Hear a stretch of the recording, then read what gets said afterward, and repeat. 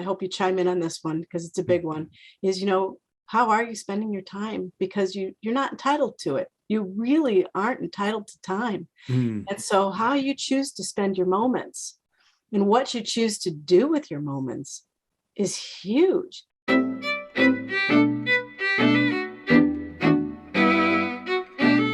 Hi, this is Frank Schaeffer, and you are watching and or listening to my podcast, In Conversation with Frank Schaeffer. And today I have a guest on who's also a friend and a fellow author. We happen to have published a book with the same publisher, HCI, and we have met a couple of times on Zoom to do with my books, and she's had me on her program or podcast, whatever. We'll talk about that. So with no further ado, let me introduce Elizabeth Hamilton-Guarino. She's the founder of the Best Ever You Network. Let me say that again without hesitation. The Best Ever You Network. And she is the author of a book, the Change Guidebook, which is relatively new. So Elizabeth, let me just ask you, the Change Guidebook is out now? It is. It just came out April 5th. Okay, so it's new. It's brand new. And Yeah. it's available where books are available, which means Amazon and anybody else that carries it, right? Yes, it's been a bestseller already on Barnes and Noble. Good. And it's trending on Amazon, and it's getting positive reviews and all the things that books need to do Good. to be as popular as your books. Good. Well, you know what? When you come into your kingdom, as they say, spare a few crumbs from your best-selling table. Mention me once in a while. Oh, yeah. And I will do the same. So look, we've chatted to do with our books, and we've talked before, and then you interviewed me. So now it's my turn to interview you. You're in New Hampshire, is that correct? Close, Maine. Maine, I'm close by you. Close by. Yeah. And so we're talking to you in your house today, your home. It's my home office that I've had since my kids were little. And when you interviewed me, weren't you on with somebody else? Didn't you have a partner interviewing me? My chief creative officer, Chris Fuller. Yeah, and she's in California, right? She's in British Columbia. Good. Well, I'm You're zero close. for zero. I'm striking out on every single thing here. I should just say yes. Yes, she's in California. Yeah. So you can just see how this is going to go. I'm drinking a cup of coffee here after my nap, and I just 2 more minutes and I'll really wake up and be firing. Ernie, my producer, is laughing now because it's basic. But hey, I got your last name pronounced correctly. Which no one ever does. So thank you very much for that. Well, that was Ernie, because I said, how do you say this? And he said Guarino. So I got that right. But anyway, she's up in Canada. Just tell me a little bit again, how you all started working together. So we met trying to learn Zoom, just like this. And make it a little more professional than it was for the business. And she was doing another business and all this stuff. And we just clicked. We're just kindred spirits, sisters.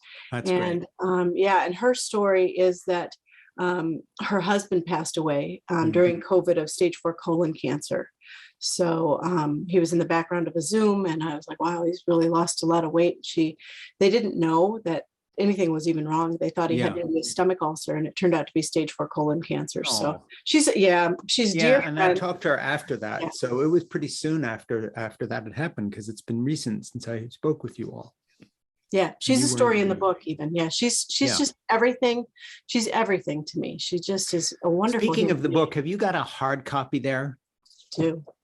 Hold it up so we can see the cover. Put it a little closer, because you know what? I have the book. I got it, the download when it was coming out from your publisher, but I don't have a hardcover handy here. So that is the Change Guidebook. Read the subtitle. I can read it from here, but I want you to read it out loud. Sure. It's how to align your heart, truths, and energy to find success in all areas of your life. Yeah. Now, let's just talk about the background of the book a little bit. First of all, give me you and I have discussed both of our families together. Give me a little bit of your family history, because I know, you have children and you fold all of that, and the childcare and being a partner and married and all this stuff. It's all part of your thing here. You and I relate on a lot of those issues. So give me a little bit of personal history, who your mom was, who your dad was, where you grew up, how you met and married and your kids and Right. and Well, how old they are. No. And, well, I need the whole thing here.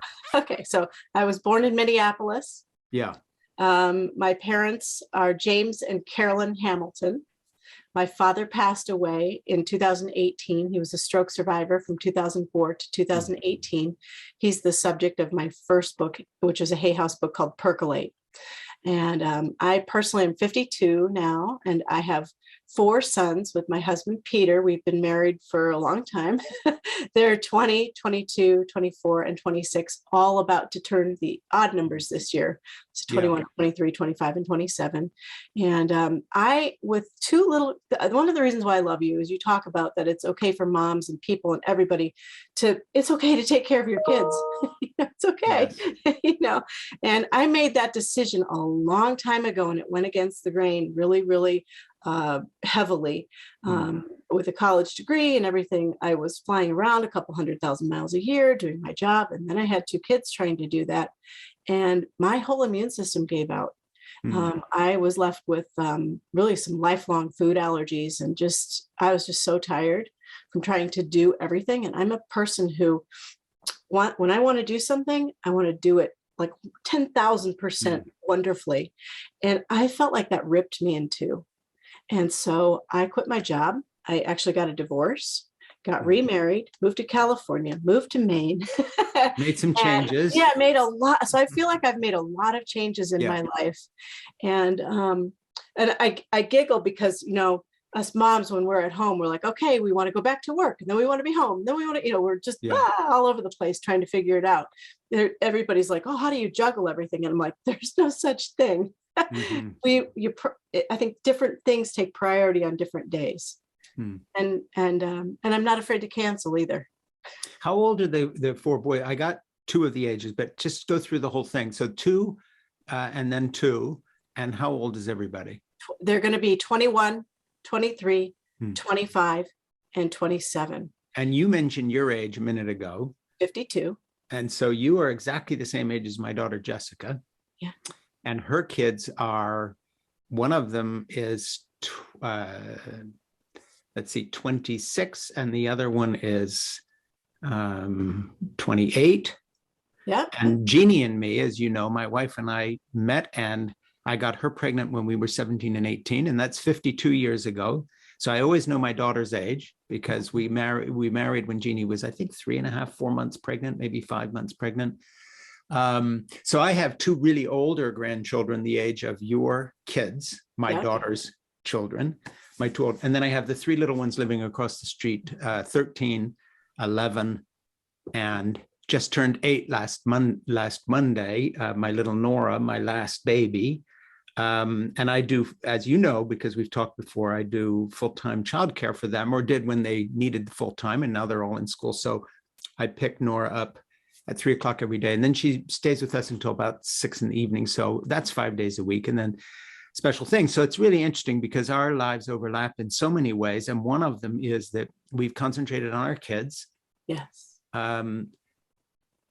The other is, I don't know how old you were when you first got pregnant, but you weren't, my daughter got pregnant fairly young. She married fairly young and got pregnant. I think you're pretty much on the same track as her. Yeah. The first time I got married, I was way younger. All the way back in 1993. And I had a miscarriage the first pregnancy, and then pregnant at 25. So my oldest son is just about 25 years, 25 years apart. And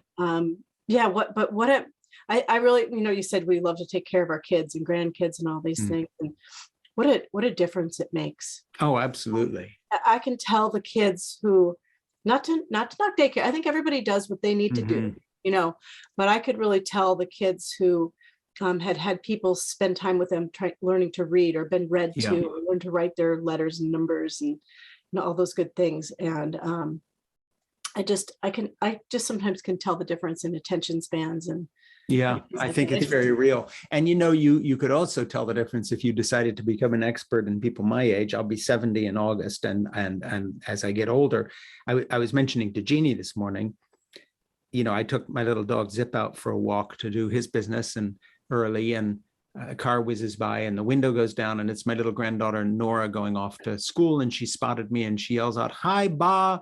And then I yell after the car, "I'll see you later." And then this little voice as she disappears down the road, "I'll see you soon, Ba." And the funny thing is, it was literally as if I had had a shot of adrenaline. Yep. I was feeling not down, but tired, and I've got a lot of stuff to do. And what am I going to do? And it just snapped my mood, turned me around in 1 second flat. If that's a tiny example, but if you took that "I'll see you later" out of my day, it would just be flat. It would be like, well, then what am I bothering doing all this other stuff for? Because the payoff for me has always been sharing this with people you love, period. Which doesn't mean everybody has to get married or have children or have my life or be a white heterosexual male or any of that. Yeah. But it does mean that if you don't have those connections somewhere in your life, you're going to have a problem, which I think brings me a little bit to your book. Because, you know, when you write about these things, and you and I have talked about them, I think that's sort of the genesis of both your podcast and your book, because the human connection basically is your baseline. Correct me if I'm wrong. And then talk a little bit about your book and the content of it so that we can get into that. No, you're super right about that, because I'm totally fascinated by people. I think the world goes round and round when we collaborate and we understand that there's plenty of room for everybody to do their thing, and also to be uniquely you. I bet that was an interesting moment where you were like, you know, I don't want to do this. I want to take care of my grandkids, and a total pivot for you as a just totally different than maybe what you had been doing before. And I know when we'll talk about the book in a second, but I know when I thought, okay, I'm going to go back to work, when the littlest one went into kindergarten or first grade, actually, I was like, oh, I'm going to get suited up and I'll go back to work and it'll be a blast. And it wasn't actually. It was a bummer. And I was in the middle of an office with, there were 4 people in the corner offices and then me sort of in the middle, and it felt like I was in a boxing ring all day. So I closed my door and I wrote, there's got to be something better than this for sure. And wrote out the plan for Best Ever You, opened up my door and quit. I came home and I was like, okay, I'm not going to do this. And I'd been there for about a year, and I started besteveryou.com in that moment.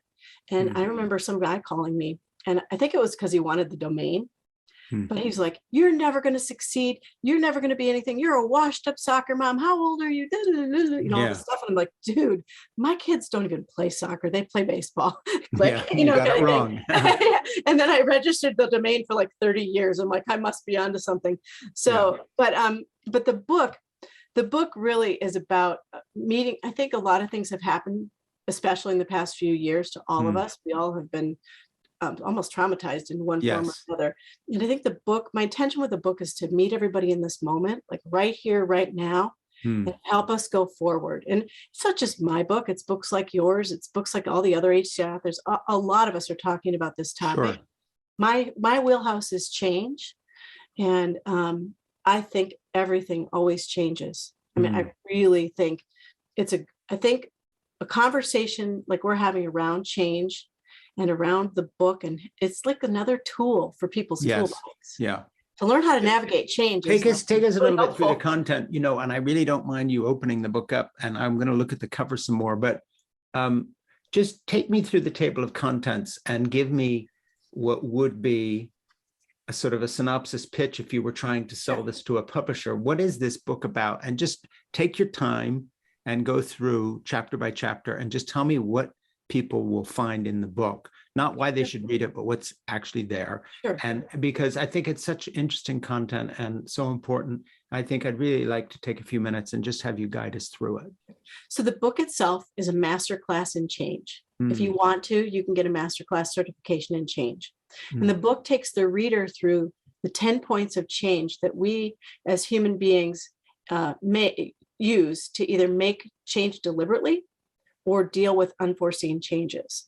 And so we've divided the book up into 3 parts: align your heart, align your truths, and align your energy.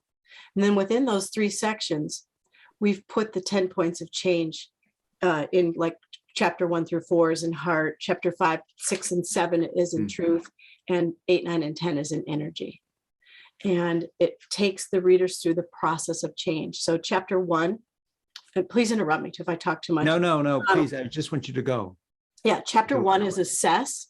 So Hmm. that's where you're gonna make an assessment about what's going on in your life in multiple areas of your life. There's a really good download on besteveryou.com/change guidebook that goes Hmm. also with this chapter if you don't Which, want to by the write way, it down. everybody who's listening, we're going to put all the links to everything Elizabeth does or ever thought of doing. So you don't have to worry about that wherever Kids' this baby is. books We're will be gonna- on there, everything. If you can't find Elizabeth after this, it's not Ernie or my fault. Chapter 2 is choose. Let me stop you on one again. When you're Yeah. assessing the first Just chapter, go through. Yeah. talk to me about your reader in the sense of, give me an example of the kind of people who would be drawn to read that first chapter, as in, what are they looking at in themselves? What am I looking at in myself that tells me to read Elizabeth's book, as in needing change?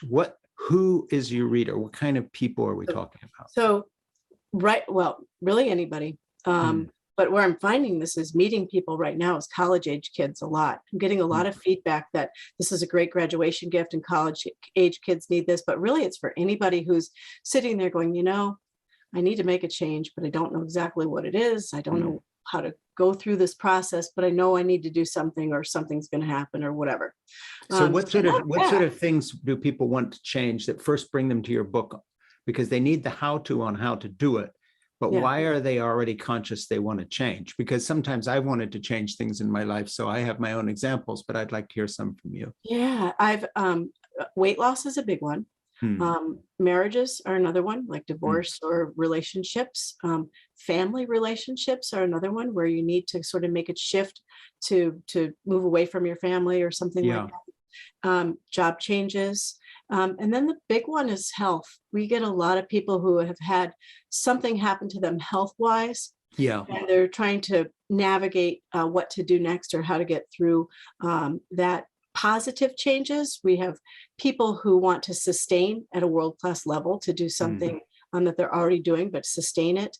It's not all like, oh, I need to lose something to gain something. Right. There's a lot of. What about people who sort of key into your background, Elizabeth, in the sense you've had a lot of changes. So relationships is one. You were divorced and remarried, but then you also made this huge change that, of course, overlaps with the subject that I write about, which is the work-life balance. Yeah. And it was like, I'm done here. I've got to find another way to live because this is, so are you going to be hearing from, or are you already hearing from both males and females and non-binary people who are looking at that part of life, the work-life balance, especially as in childcare, and am I going to be home with little children if I can afford to be, that kind of thing? Yeah, and I wasn't sure if you wanted me to talk pandemic here too, but yeah, sure, absolutely. You got and the Great Resignation and everything that's gone with it. Everything that you just said is where this book meets people, because a lot of people right now I'm going to put the book down. A lot of people right now are just completely pivoting. They've already pivoted, and now they're faced with like, oh gosh, do I have to go back and do that? Really? I don't want to. I don't want to live in Maine and have my farm and be quieted down or whatever. Well, my son John's one of them. I mean, he works from home now. I'm still doing childcare because he's still working from home. Yeah. But he called his company and said, find somebody else. Unless you're going to let me only come in a day a week, I'm going to continue to do this. And guess what? He does a great job for them. And he's continuing to work, but he's working from home except for one day a week. But that never would have happened without the pandemic. So he made a huge change. A change he never would have thought of. Yeah, we're not structured to do that. And you can see it because we're all fighting for it in a way. Or when the pandemic hit, no one knew really how to take care of their own kids. Everybody's like, oh my gosh, what do I do for daycare? How do I get on a Zoom call and have a baby in the background? Yeah. What do I do? The dog might bark. There were so many adjustments that people made, and people were in fear and still are. It's like, what do you do if the dog barks? Or it goes the way that my daughter talks about, that I've mentioned. I think I've even talked to you about, and I certainly put it in my book, where she was saying that actually it's been so positive in some ways because, for instance, there's, she's a CEO of a company in New York, and she was saying that all these men, these high-powered men in banking and finance she works with, she didn't even know they had lives. And she said one of the most wonderful moments was this guy who's a president of some company She was on a Zoom call with him. He's stuck at home. She's stuck at home. And he's saying to her, you've got to talk a little. I've got to talk quietly because I've just put my toddler down for a nap and I can't wake her. She says, I didn't even know he had a family. Yeah. And after that, it was like, who gives crap about the dog barking? Suddenly we are human beings here, and it's not work-life separation. So I'm sure you can draw on that. Well, absolutely, because my husband is 64 years old, and we made a major change in our lives, which is written about in the book.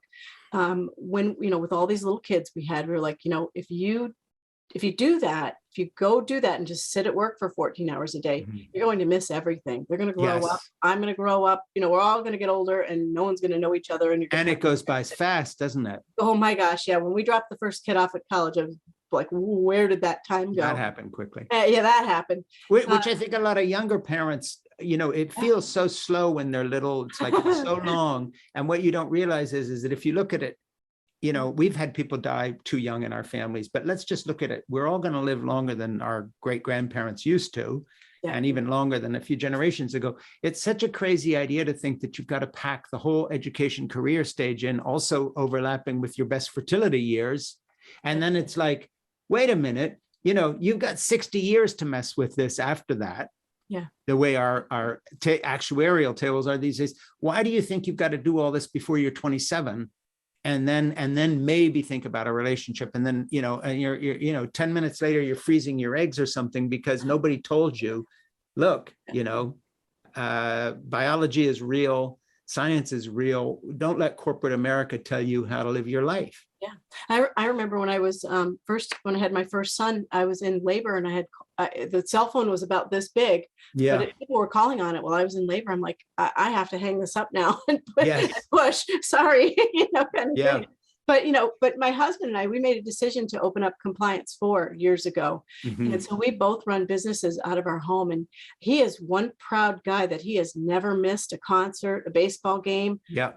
We've had moments where all four of the boys were on different fields, and we were like, do switch, trying to get to all the games. Well, in some of the conversations you and I have had, one of the reasons we've hit it off, I don't know your husband, but it's because his ideas and yours and mine on the quote male role in a traditional relationship, if you want to put it that way, is not the way people think it is. That of course you're doing childcare, of course you are, and it's not from the point of view of some sort of duty or demand. It's that you're not an idiot, and this is obviously the best part of your life. Why would you miss this?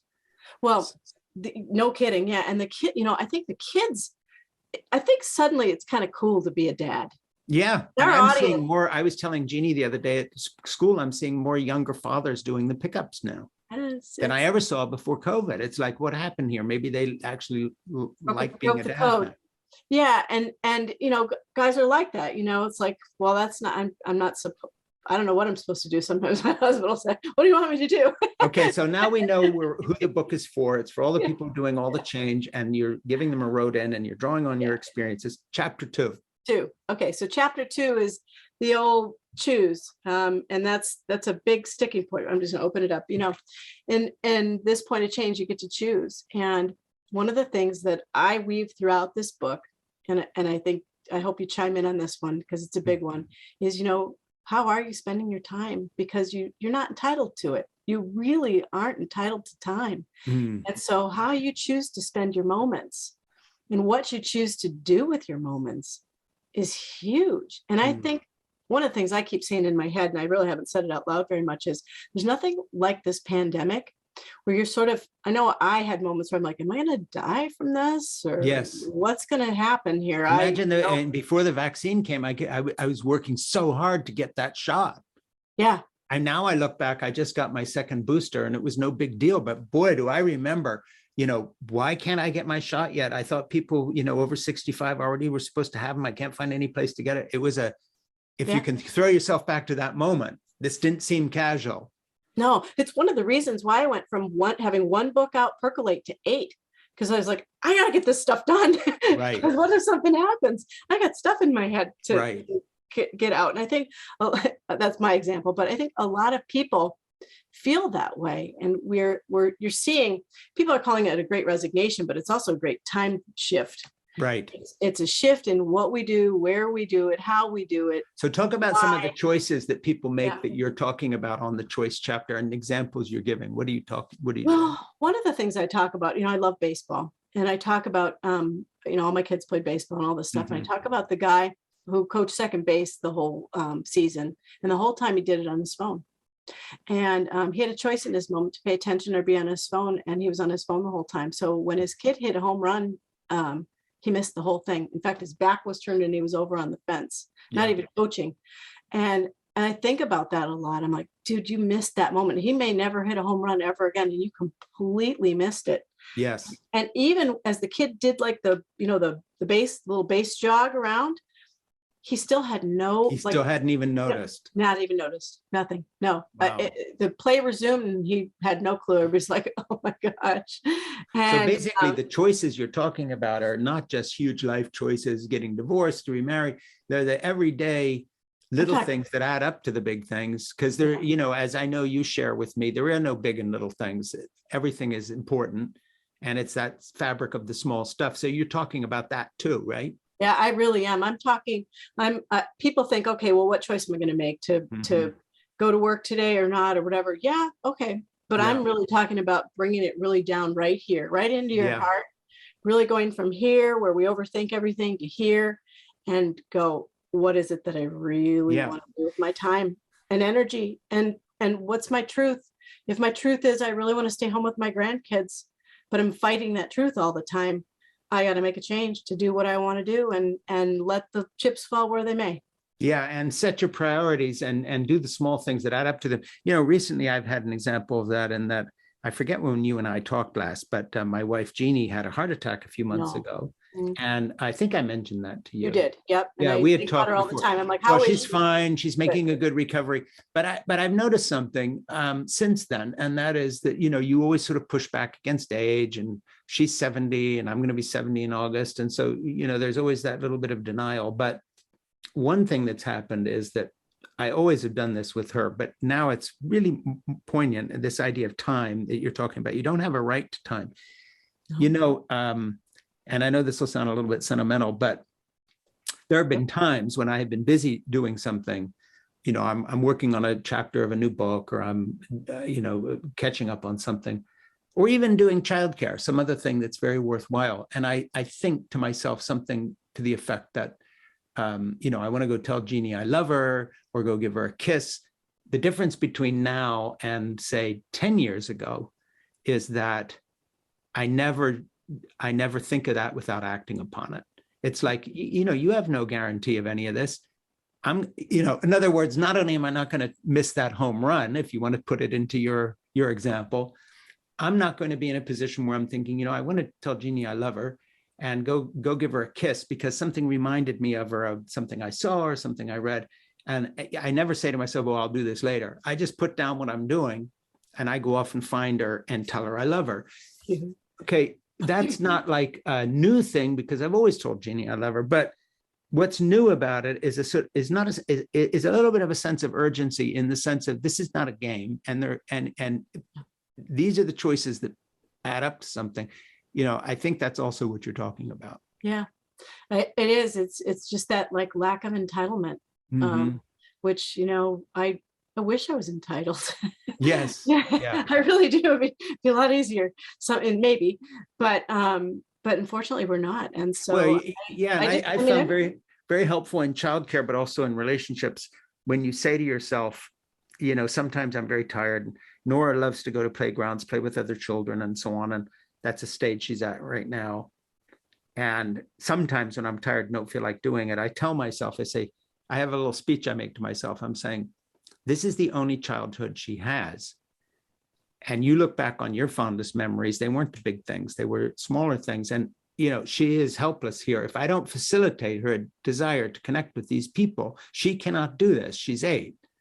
And that little speech, puts a little steel in my spine. It's like, hey, this is going to cost me an extra half hour. So what? This is the only childhood she's got. And I think that's been very helpful to me. I don't know what you think about that. Well, I think it's beautiful. And I think you've foundationally changed her. Yeah. It's amazing. She's always going to remember all of that. Yeah. It's so cool. Time, you can, I think, I don't know who said this, but you can, people will remember you based on the way you make them feel. I don't Yes. know who said that. You might, I don't know, but not so much maybe what you do, but particularly how you make them feel. And Yeah. when you're making somebody feel loved and joy and present, Yeah. all of those things, I don't think there's a greater gift to another human being than your attention. Like right now, I'm so grateful for you Yeah. for this conversation. Every time I encounter you, I'm so grateful for the time.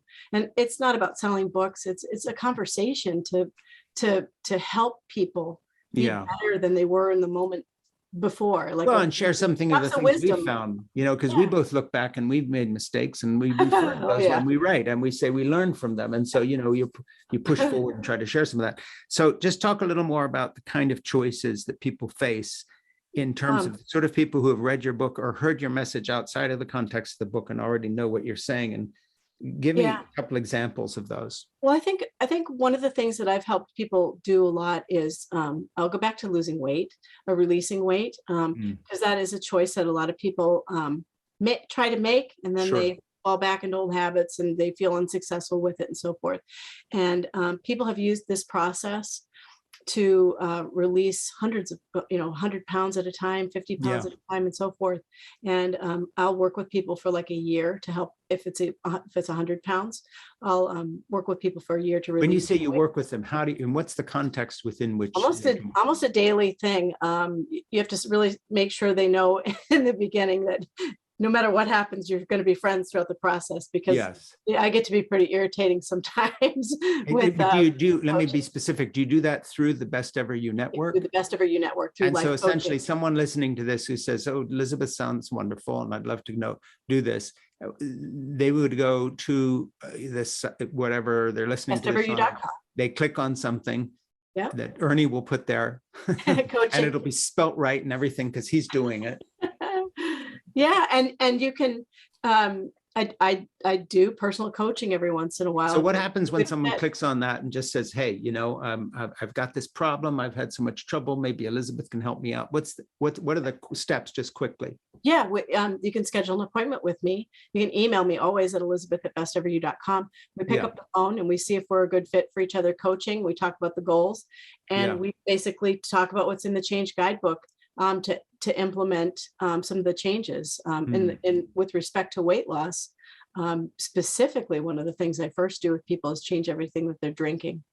And sometimes that's detoxing and so forth, but I bring it right all the way down to just water. And what sort of success rates have you had, if you can measure them? I don't know how on earth you'd measure that, but you've been doing this for a while now. So how and obviously there's got to be some failures too, but you must, if people are sticking with you on this, it must have worked for some folks. Just give me some of those stories. I've probably got about 10 people who have lost over 100 pounds now. It's again, it takes a year, so it's a time commitment for people, but one gal went from 280 pounds down to 150 and released tons of different medications. Which when you're working with me, you go to the doctor as well, because those medications go away or ratchet a little bit. But she's kept the weight off, and I've worked out with her before. Oh, that's great. Yeah, and I think sometimes we avoid those full-on health crises. Worked out in person or online? No, in person. Yeah. Oh, good. A girl local. Yeah, we met at the gym. Maybe about halfway through the process, we met at the gym and started like walking a mile. And she'd never really been to a gym before. There's a lot of people like that who you think, they don't love treadmills or running or walking or all these things. So it's a foreign concept to some people. And, or they've drifted. So we talk about the drift. Sometimes you've drifted so far that you need to choose to. So that would be one kind of choice. So that's chapter 2. Chapter 3. So chapter 3 is discover. I'm going to go right to it so I don't misspeak here. But I think the thing I like about this chapter the most is it's where you truly just discover. You ramble, you fumble, you make mistakes. Some things work, some things don't, and you truly discover what works for you. So just to be clear, they've made a choice or series of choices, whether it's weight loss or something else. And then chapter 3 is kind of discovering. You're talking about discovering how you're going to do this, or either methods or to talk to me a little bit. So maybe what, maybe where, maybe how, and so forth. But here's where we teach the 6 best ever you principles. And I also, we toss a lot of spaghetti around. I talked about tossing spaghetti around to see what sort of sticks. Yes. And we talk about anchoring in your power, because I think a lot of times when people come to me for help at first, they've can't find themselves. They're like, where did I go? I used to be this way. I used to be an athlete in high school, but now I'm not, that kind of thing. And so we anchor them in that moment of success. So they know they can do it. They know deep within they're very capable. And we use words like I can, because a lot of people are like, I can't. And I'm like, who says you can't? Yes, you can. And we just start that process of discovery of what you are capable of. You mentioned a minute ago, you had a thing you just said about the 6 something. 6 what? So I founded the Best Ever You Network on principles. There's 6 Best Ever You principles. Let's just hear the 6 if you can get them to us quickly. I don't want to do them out of order. They're core, art, heart, humanity, sport, spirit. And so if you had to give a 1-line description for each of those 1-word principles, just go back through the list and give me 1 line on each word. Sure. So the core of you is your values zone. The art of you is your inspiration zone, and not meaning like art, like drawing and painting, just what you creative about you. The heart of you is your emotion zone. The humanity of you is your compassion zone. The sport of you is your wellness zone. So I don't necessarily mean sports, I mean overall wellness. Sure. And the spirit of you is your harmony. So we focus on those 6 Give areas. me more on the harmony, because I get all the other ones, but harmony's too technical for me. Yeah, I love to help people cultivate inner peace. And so that they if you don't feel peaceful in every single moment, which that's hard to do, right? When you're here or here, to come back to the center and the core of what does truly make you peaceful. And so a lot of times when you say, well, what makes you peaceful? Like, if I said, Frank, what makes you peaceful? Yeah. Nora calling out the window saying, good morning, Ba, I'll see you later. And it's like, this day's going to be worth it. Yeah, exactly. I mean, those little connections with people. She does a funny thing with me talking about not being peaceful. If I'm too pushy or bossy or whatever, she has a little thing that she does. Because I told her one time about, what leads to this. And she'll stop and say, Ba. And I say, what? And she says, how much coffee have you had to drink today? And I say, maybe too much. And she says, I told you only 1 bean. You are over caffeinated. So she could be your little helper here, because it's sort of a joke, but there's something true to it. It's like, hey, if you've been pushing yourself with coffee since dawn because you're packing so much in, by the time I pick her up at school, I am not at peace, and she feels it instantly. I mean, the way dogs do too. They know you're child. She sees me coming from 100 yards away and knows if I'm, as she puts it, over caffeinated, which for her covers a whole range of, this grandfather is not peaceful today. I can just, she can feel me vibrating, and she knows that we're going to have to decompress here if we're going to have a good time. Yeah. And I think we all know when we're on the receiving end of somebody who's less than peaceful. Yes. And we all know when we aren't too. Deep down, we know when we're not feeling peaceful.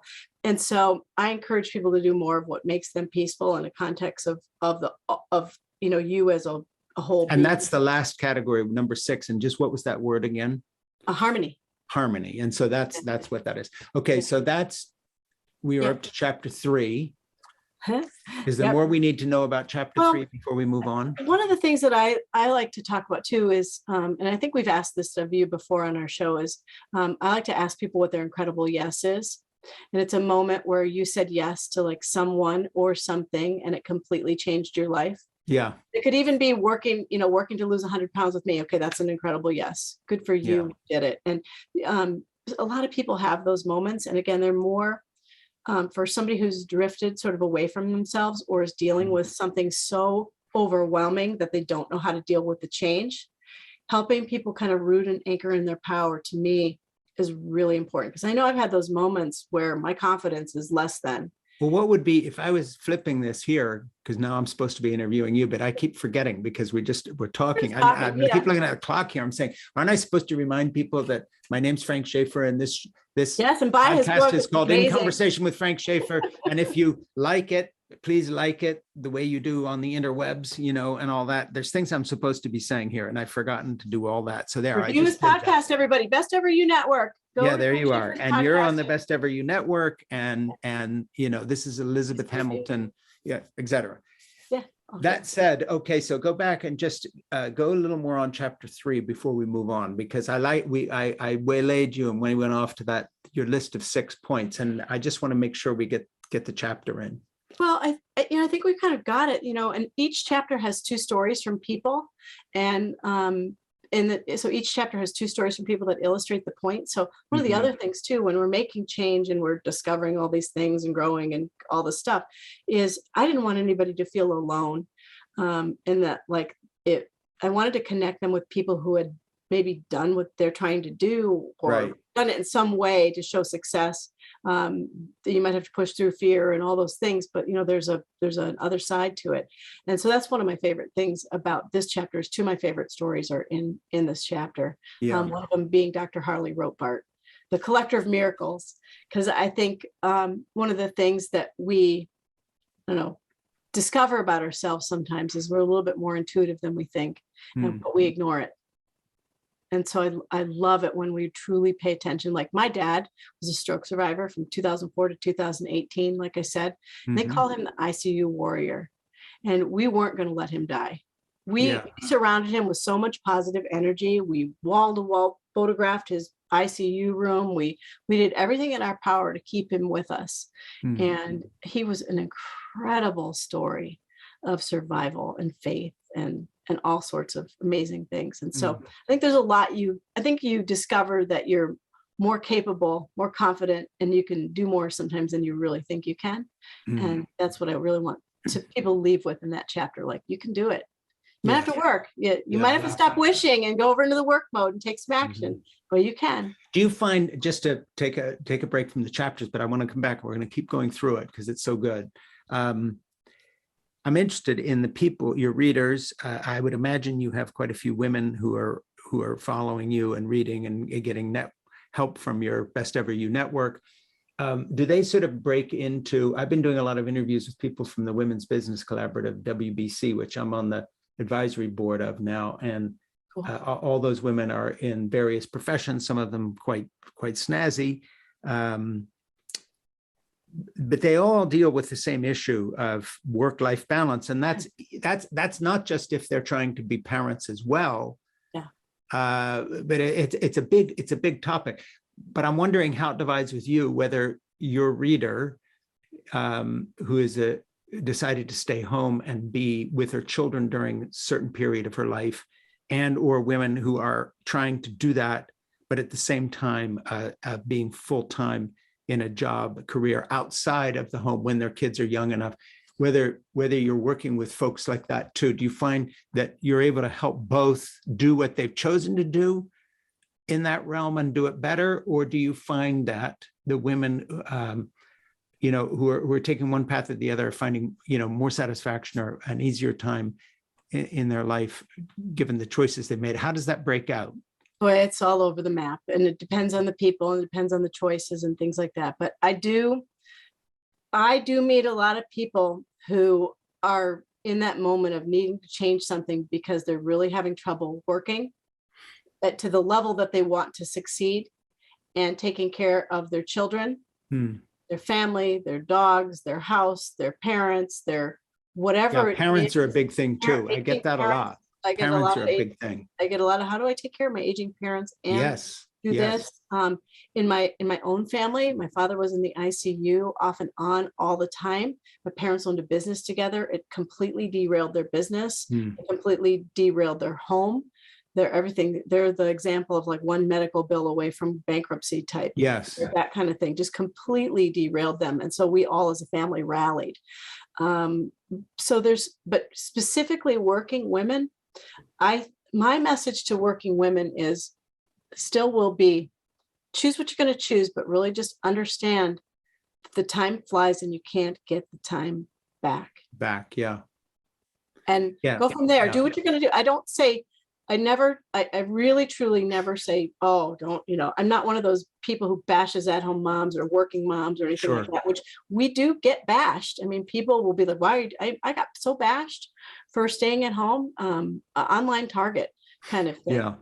And I applaud people's choices. I applaud the juggle. I applaud everything. But I'll go back to our system, like you say, isn't quite set up for us to be completely successful in both areas Yeah. to the level that we're trying to be. It feels like it's a constant. One thing I'd like to jump in and ask before we go into the rest of the chapters of the book, it's another question I need to address with you. And that is, obviously, I think a lot of what you're saying and things I've written about in my book, which I'm also supposed to mention at some point, the title, even though it's behind me, which is Fall in Love, Have Children, Stay Put, Save the Planet, Be Happy, another HCI book that we've talked about on your program that fits very well with your new book.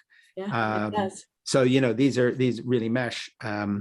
But I think a lot of what you're saying in terms of choices people have also butts up against the reality that public policy in this country is not, I would go as far as saying it is actually anti-family and anti-relationship. And you see that with paid parental leave. I mean, why is this even an issue? Why does a woman have to go back to work while she's still bleeding from a C-section? I mean, give me a break. My sister just struggled with that, actually. Yeah, so I mean, my sister's 15 years younger than me, and she is. Yeah. So I think, I don't know whether, I'm not saying this is in your book or it should be or not, but there's no way that you're out there in the marketplace of ideas and not butting up against the fact that a lot of people being forced into situations that they have not chosen, that they can read my book and read your book and do the best they can do. And it isn't even just a question of money, it's a question of social expectation. And we do not have a public policy system that is you are alone. Yeah. And I'm not just talking about women and work issues. I mean, the whole work-life balance is totally weighted towards you're by yourself, buddy. Yeah, we didn't even get to men yet either. Like if a man wants to take a leave, it used to be like, what?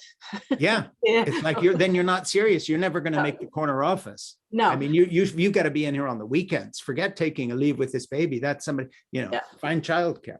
But just talk about public policy for a minute, because I know that you run into this, because there's people telling you every day of the week, well, I'd love to make these choices, but no one's helping me. Yeah, you might have to help me talk about public policy, because I'll talk about it probably from a personal standpoint. Yeah. Which is, I can remember, I don't think it's gotten much better, but I can remember when I was pregnant with our first child, it's like, yeah, you can take 6 weeks off or 8 weeks or 10 or 12 or, come back next year.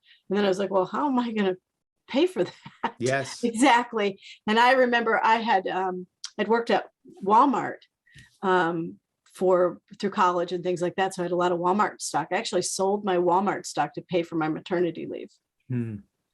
And I'm certain we're faced with that. I actually don't know what the policy is right now on how much money you get or time you get off or anything like that. But but usually I think what frustrates me always, or what always has about public policy, is the policy's there, but is it really practical, or like, can it actually be used without some repercussion to your job for real? Like, are you actually? I was nervous. I'm like, oh man, there's 5 people in line waiting for my job, and if I leave for the amount of time I want to leave, I'm not going to have that job. And I've had other guests on who have pointed out that one of the biggest things that a man can do in a corporate area is to take whatever leave is offered, so it doesn't all fall on the shoulders of the women. Yeah. And make employing a woman look dangerous. So, well, she'll take family leave. Hey, no, the men will too. Okay. But things are changing. I mean, you even see the news anchors pregnant now. We used to be hidden. They'll tell you. News anchor, it was like, nah. But yeah, and I think the one point I wanted to make too is that a lot of this, when men are showing up to help too, it takes a lot of the burden off of, for example, for me, my husband was so helpful. It's like, oh, thank you. Yes. Well, and in the workplace, if women don't have male allies, then the men should just shut up. Then it's just sort of virtue signaling to say we've got all these wonderful policies for women. When was the last time you interrupted a man in a meeting and just said, hey, you just interrupted Elizabeth, let her finish her sentence, which maybe somebody's now thinking about me, but I'm trying to pack a lot in here. Or, hey, Elizabeth came up with this idea. When are you going to credit her with it? Someone said something great on this podcast the other day, a woman who works on allyship, allies in work for women. And she was saying the real test is not what the men say when you're in the room. The real test is what they're saying when you're not there. Mm. If they're your ally, they're speaking up for you in a meeting where it's just them and these other three guys, and they're saying, hey, you interrupted Elizabeth and she had a good idea. Next time, hear her out. That's where you really see it. That's not virtue signaling for the public. That's actually being an ally. And of course, more so even with your husband, who steps in and says, I'll help you out so you can do your thing. I mean, that's where it matters. I went on a preschool visit with two of my kids' books 2 days ago, and he went with. Yes. And the preschool was like, who is that? I'm like, that's my husband. And like, does he always come with you? I'm like, yes, yeah. He does. And it's the cutest thing. And they were stunned. Yeah. Yeah. Okay. Yeah. Chapter 4. So this is grow. And this is where we practice, refine, redefine, and really think about the new things that we're learning. And I think I love this chapter because it's where you personally and professionally feel empowered to grow. It's kind of like it's almost like where the real change happens is in this chapter. Like if you stick with it, I think this chapter helps you create that growth mindset versus that closed mindset. Sort of builds on the other ones, but it really lets you open up and feel empowered. And what you were saying, you tell some stories in the chapters. Is there something in the 4th chapter on grow and this is the change guidebook we're talking about here. Yeah. Hold it up again so we can see the cover, which I would be doing. I'm asking Elizabeth to do this because I had it as an online download and I don't have the book sitting here, which is a silly thing. I probably do and put it somewhere and I can't find anything. Yeah, but I talk about a lot about my dad dying in this chapter too, which a lot of people are writing in saying they can relate because they've lost parents and so forth. Yes. It's the worst feeling in the world. And one of the things that happened to me after my dad died is I literally grew, as in 25 pounds packed on me. And I talk about just growing so much. I wanted to grow so much that I found peace, and instead my pants didn't fit.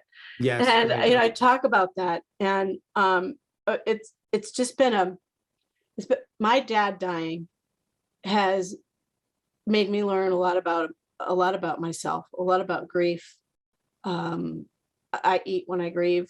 I learned that, so I will note that next time anything happens and so forth. But it makes me really sad. And when my dad died, when he watched somebody take their last breath, it made me feel like everything was material.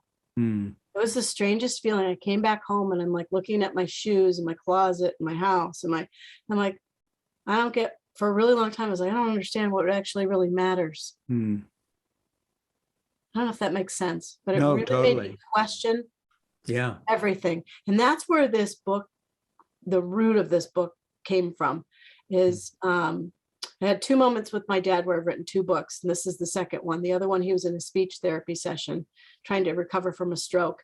And the nurse warned, no one ever says anything in this situation. And he said, aardvark, benevolence, courage, determination, excellence. He swore for the F word and all these things, and that was percolate. This one is about how do you change your life in such a way to really go here, to really understand how precious your time, your heart, your truth, everything about you is so precious. Right. And everything about and I love you. the thing that you keep coming back to, because you throw the word time in a lot. And it's interesting. I've interviewed a lot of people on my podcast here and in other parts of my life. And you use the word time in different ways and more often than anyone I've ever talked to. And I think that's so refreshing because, of course, time's the issue, isn't it? I mean, all choices relate to time. Are you taking the time? Do you have the time? Are you giving someone the time? Yeah. Time is it, isn't it? I mean, that is the only actual valuable currency. Everything else is bullshit printed on paper or wherever it is, but time is the currency of life, isn't it? Yeah, and I've never seen it more clearly than in talking to you. That's what I feel. And when it's a big point. I just want to tell people who are watching this that Elizabeth is worth knowing about, because she's one of the few people that I've ever talked to in any context that seems to actually get it. That if you're not thinking about time and how you're spending it, you're not facing any reality. Everything else is BS. Time is all we've got. Yeah. So I love that. I thank you. And that means a lot because I idolize you. And I think I love your books and I followed you forever. So this is a cool moment to be able to spend more time with you because you also get it. And I think that's a lot of people when we're meeting them in those moments is they don't understand that they're going along on this wave and the wave has done this and that and another thing. And we bring you back so you drift back here and you really understand the value of you and the value of you and you and you and all the people around us. Because I can tell you, when I went back home for Christmas in 2017, that was the last hug and conversation, real conversation I had with my dad. And he said to me, and I wrote this in here, this last Christmas I'm going to have, I will not be here. I am dying. And you need to really understand that. And I'm in the middle of 11 kids. And right smack in the middle of 11 kids. If you're around me, I eat so fast, it's scary. And we all had different responses to my dad being ill. Some people didn't want to go near him because it upset them. Some people couldn't understand how sick he was. Yes. So forth. It just was, it was really different, everybody. And I was one of the ones who would cuddle up with my dad no matter what. And I'd get right up there into the bed because he was bedridden. Yes. And just be there. And he's like, and he said to me, it really just sucks having you see me like this. Yeah. Like you're talking to me. I'm good. Kind of thing. You could still see him as himself. Just one more thing on time, and I know that you relate to this as well. Over the years, sort of on an instinctual basis that I never thought through for a while, but talking to you, it comes very clear. One of the little phrases I've never liked as a parent or anything is this idea of, well, I don't spend much time with fill in the blank, my child, my wife, my friend. But, then we really work at having quality time. And my mind always boggles at that. Like, what are you talking about? Time is time. Yeah. If you don't spend time with people, you don't make it up by doing a trip to Disneyland or whatever the hell you do. It's the incremental moments of investing in time. In other words, you're not giving them time. You're saying, no, I don't give this person time. So I just try to spend, make the little time we have memorable as a treat that I'll be thanked for, but that's not time. Time is time. Yeah, where I see that a lot. Yeah. And it's like kind of what you're saying, like you want to applaud it because they're doing something. Yes. To kind of course correct, but it's not quite complete because it's still sending the message of, it's Wednesday night at 6 p.m. We're all going to sit around the table and eat dinner. Yeah. Instead of Monday, Tuesday, Wednesday, Thursday, every night. Sure. Like, I don't have any time for you except Wednesday at 6 o'clock. Yeah. We're all going to sit down for dinner. Yeah. And again, that gets a little into the Hey, listen, I want to jump in with something because I know we have more. Ernie sent me a little note in the chat section here, and I won't even pretend I'm not reading it. Like I used to try to be cool, like I'm going to manage to look in the camera and do this, sort of do a politician, like read from the teleprompter. But now I just look at the thing and I don't even pretend. But he's saying, let's not finish with the I'm not afraid to cancel bit and invite her back for a part 2 to talk about the rest of the book, ? So yes, Ernie, let's do that. Elizabeth, can we get you back soon? And Ernie, and not like 10 years from now, but quickly enough so that this becomes like a 1-2 punch. I would love that. I can't believe you come back, Elizabeth, so we can do more. Yeah, we went through the whole hour. Wow. That is fast. We blew through that. But the thing is, now tell us about the chapters we haven't looked at. We didn't do 4 long enough, but what else is in there? So basically I'll just go the rest of the book for time's sake. It takes you into the support mode where you get support if you need it, you implement your change, you accept things. Yes. And then we go into like engage, master, and impact. And I'll give away the end of the book because it's not a fiction book, where you impact other people. Like, for example, how you have impacted me with your kind words and your knowledge and your show and so forth. Yeah. Where you turn around and you help other people. Yeah. And so the last chapter in the book is a story from former Senator Olympia J. Snow. Sure. And she talks about how she was orphaned and how she got to where she is today, when she owns this ginormous leadership institute here in Maine. And we help kids the girls in high school. and mentor kids in high school. When you were doing her story, were you able to talk with her about it? I have talked to her before on this one. I knew the story, so I was just gathering Yeah, stories. but you've I've talked with had her some before, sort of yeah. personal connection. Yeah, with. yeah. I'm a leadership advisor for her organization. Oh, well, that's great. So I mentor 5 girls in Lawrence High School in Maine, and you go in and you mentor them to the point that they graduate. And they all have something about them that might otherwise hold them back. And so that's a lot of women in the state of Maine that no kidding. Senator Snow impacts. So it's a really big honor to have all politics aside. Yes. It's nothing about that.